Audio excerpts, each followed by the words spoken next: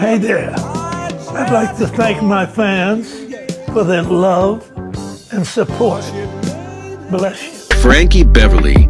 Frankie Beverly, born Howard Beverly on December 6, 1946, was an American singer, songwriter, and producer whose contributions to soul and funk music left an indelible mark on the genre. He was widely recognized for his work with the band Maze, a group he formed in the 1970s that would go on to release a series of successful albums and develop a deeply loyal fan base.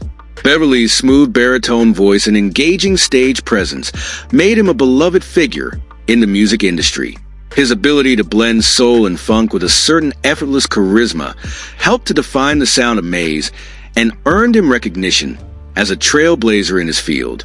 His music, cherished by fans worldwide, spoke to the heart and soul of the human experience, leaving an enduring legacy. Frankie Beverly's story began in Philadelphia, Pennsylvania, where he was born and raised. His early years were steeped in the rich musical culture of the city, a place known for producing some of the finest talent in American music history. From a young age, Beverly found solace and inspiration in gospel music, often singing in local churches during his school years.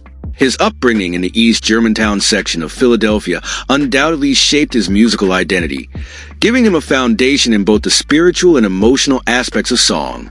He attended Germantown High School, which, like many schools of that era, provided a fertile ground for budding musicians. Though the school is no longer operational, it played an important role in nurturing Beverly's early talents. It was during these formative years that his passion for music began to take shape. Eager to pursue his dreams, he formed a doo-wop group called the Blenders while still a teenager. The group was influenced by popular acts of the time, including the Dells, the Moonglows, and the Dell Vikings, all of whom helped define the doo-wop sound. Despite the Blenders being short-lived, it was an important stepping stone in Beverly's musical journey. After the dissolution of the Blenders, Beverly founded a new group called the Butlers, later renamed Frankie Beverly and the Butlers. This group marked the first significant chapter in his professional recording career. In 1963, he cut his first record, and by 1967, he had released a single, If That's What You Wanted, which became a favorite on the Northern Soul scene. The song's popularity solidified Beverly's presence in the music world, particularly in the UK, where Northern Soul enthusiasts embraced the energy and emotion of his work.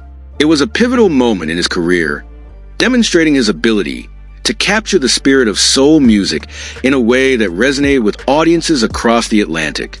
As Frankie Beverly and the Butlers continued to evolve, their sound started to deviate from what was popularly known as the Philly sound, a style made famous by producers like Kenny Gamble and Leon Huff.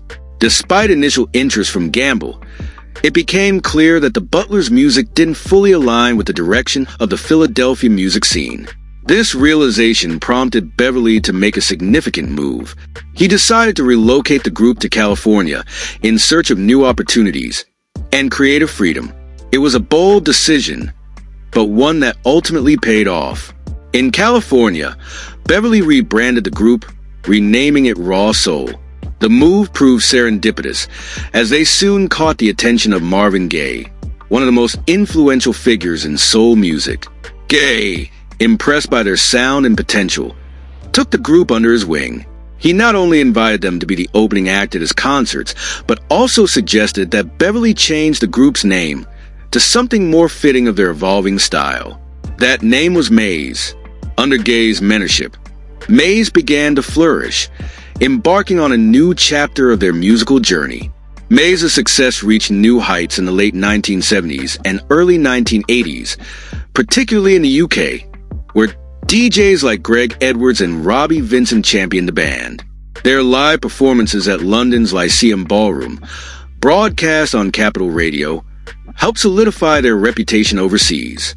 The group's distinctive sound, characterized by Beverly's emotive vocals and the band's seamless blend of soul and funk, quickly won over fans.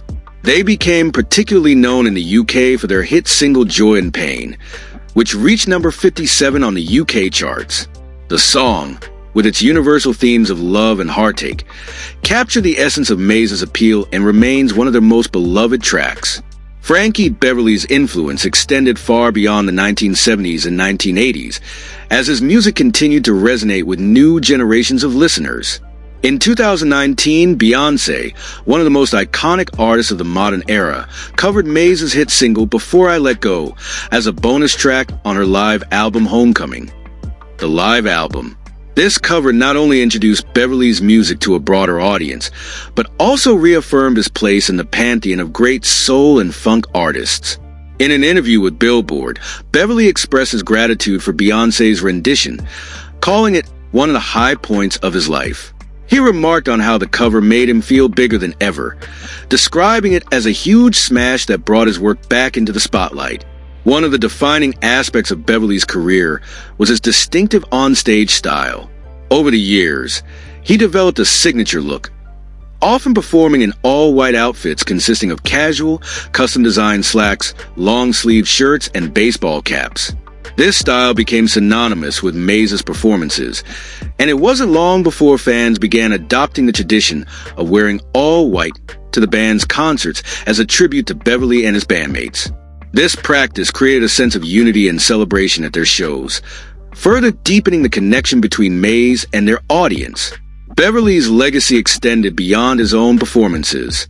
His son, Anthony Beverly, followed in his father's footsteps by joining Mays as a drummer during tours. Along with Anthony's mother, Heather Beverly, an entertainment attorney, the family continued to honor Frankie Beverly's contributions to music. In 2009, they organized a tribute album called Silky Soul Music, an all-star tribute to Mays featuring Frankie Beverly. Released through the label Brantera, which they founded together, the album featured performances by renowned artists such as Mary J., Blige, Babyface, and Mint Condition. The tribute served as a testament to the lasting impact of Beverly's music, as a new generation of musicians paid homage to the timeless sound of Mays. Sadly, Frankie Beverly passed away on September 10, 2024, at the age of 77, marking the end of a remarkable career that spanned over 5 decades. His death left a void in the world of music, but his influence in the music he created continued to live on in the hearts of his fans. Beverly's contributions to soul and funk have earned him a place among the legends of American music, and his legacy will undoubtedly continue to inspire future generations of musicians and listeners alike. The timeless appeal of his voice, his distinctive style, and his ability to convey deep emotion through music have ensured that Frankie Beverly's name will always be synonymous with the soul of American music. In conclusion, Frankie Beverly had an estimated net worth of $4 million at the time of his demise. He accumulated the impressive sum from his successful music career and business ventures. And with that, thanks for watching. Give us a like, share with your friends, and please subscribe.